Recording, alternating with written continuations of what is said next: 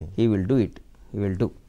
అంటే ఇదంతా ఎట్లా స్టడీ చేశారు మీరు? ఎప్పటి నుంచి స్టడీ చేశారు? నాకు రేవంత్ అన్న 20 ఏళ్ళ నుంచి నాకు చిన్న ఇప్పటి నుంచి ఆయన తెలియడం కాదు నాకు మరీ ఈ వారం నుంచి నేను అనుకునేవాడిని.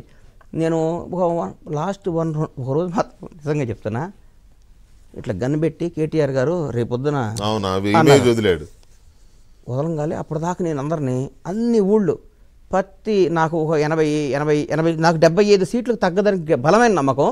ప్రతి ఊరు ప్రతి ఎమ్మెల్యే మనిషితో ప్రతి ఒక్కరితో మాట్లాడేవాడిని. అన్న పలానా మండలం తక్కువ ఉందంట, అన్న నారాయణపేట ఇక్కడ పోండి, అన్న వనపర్తి చూడండి, ఇది సార్ సత్తుపల్లి వేరే గారు బాగున్నాడంట, అది ఎక్కడ ఉందంట, వర్ధనపేట ఏంది, ఆ ఊరేంది, ఈ ఊరు, ప్రతి ఒక్కరు కనుక్కుంటుండేవాడు. నాకు అదే పని. ఎట్లా డ్యామ్ షూర్ అందరూ ఒకటే మాట, కాంగ్రెస్ కాంగ్రెస్ కాంగ్రెస్. అప్పుడు 2004లో అన్నట్లు అంటే ఈసారి కొడతాడు గన్ పెడితే నాకు చాలా భయం అయ్యి నైట్ పూట బాక్స్లో మారవచ్చా నా సెల్ఫ్గా నేను, ఈయన అన్యాయం జరగవచ్చా, నన్ను 100 క్వశ్చన్లు వేధించినాయి.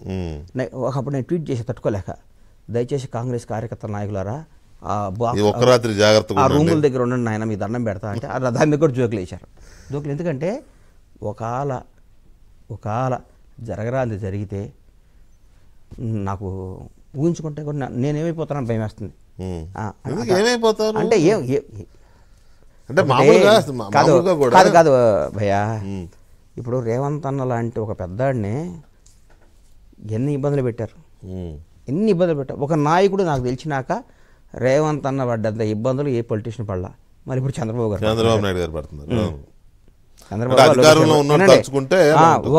ఒక 17 ఏళ్ళు ఆయన పడ్డన్ని కష్టాలు, ఆయన పడ్డన్ని అవమానాలు, ఆయన పడ్డన్ని బాధలు ఎవరో పడలా. ఒక రేవంత్ అనే పడ్డాడు నాకు తెలిసి. ఈ భారతదేశం అప్పుడు తమిళనాడుకి వెళ్ళినా నాకు తెలియదు, మన ఉమ్మడి ఆంధ్రలో కానీ మన తెలంగాణలో కానీ నాకు తెలిసి పడలా. అట్లా అంటే మనం ఎంత ఒక చిన్న దాంతో మన జీవితాన్ని ఖతం చేసేయచ్చు. ఒక చిన్న ఇష్యూ ఏముంది, ఆడేంది అంటే అయిపోయా మంది, చిన్న ప్రాణం మంది, భయపడ్డా. కానీ వచ్చినాక మాత్రం నాకు మీ వ్యాపారాలన్నీ సెన్సిటివ్ బిజినెస్లు మావి కానీ అన్ని వ్యాపారం కదా, ఏముంది నా మీద ఏదో ఇరికిచ్చి అని పెడితే ఏం చేయగలుగుతాం మనం? ఏం చేయగలుగుతాం? ఏం చేయలేం కదా. పవర్ వాళ్ళదే, రాజ్యం వాళ్ళదే, రాజ్యం. కానీ లోపల ఈరోజు చెప్తున్నా, రేవంత్ రెడ్డి గారి నాయకత్వంలో జరగబోతున్న ఈ ప్రభుత్వంలో అన్యాయంగా అట్లాంటి పనులు జరగవు, తప్పుడుగా చేయరు. ఆయన ఒక 20 ఏళ్ళకి బేసేస్తాడు, 53 ఏళ్ళ కుర్రాడు, 53 54 పెద్ద ఏజ్ కాదు, 54 కనీసం 74 75 ఏళ్ల వరకు ఆయన దగ్గర ఇంకో 20 ఏళ్ల పాటు ఇదే యాక్టివ్. ఆయన పైగా ఆయనలో గ్రేట్నెస్ చెప్తా మీకు. పొద్దున ఇంట్లోంచి బయటకు వస్తే అన్నం తిని వస్తాడు. చాలాసార్లు చూసేవాడు నేను. ఏందన్నా 9ంటికి తింటావన్నా మీరు అంటే, మళ్ళీ బయట ఎవడు పెడతాడో ఎవడు పెట్టడో ఏది పెడతాడు తినలేం కదా అని తినేసి వస్తారు, టీ తాగుతారు అంతే. ఒక్క బ్యాడ్ హ్యాబిట్ లేదండి. ఈరోజు ప్రతి ఒక్క తండ్రి మా అబ్బాయి రేవంత్ రెడ్డి గారు కావాలంటున్నారండి. ప్రతి ఒక్కరు అరే నా కొడుకు రేవంత్ ఆయన ఒక రోల్ మోడల్ అయిపోయాడు జనానికి, యూత్కి రోల్ మోడల్ అయిపోయారు. రే అట్ట కావాలరా, మరీ ఎక్కువ పొగుడుతున్నారు. అది మీకు అట్లే ఉంటుంది, నిజాలు అట్లే ఉంటాయి. మీకు కొన్ని అట్లే ఉంటాయి, నిజాలు అట్లే ఉంటాయి, పొగిడినట్టే ఉంటుంది. తిడితే మాత్రం అబ్బా కరెక్ట్ మాట్లాడుతాం అని ఉంటుంది మీకు.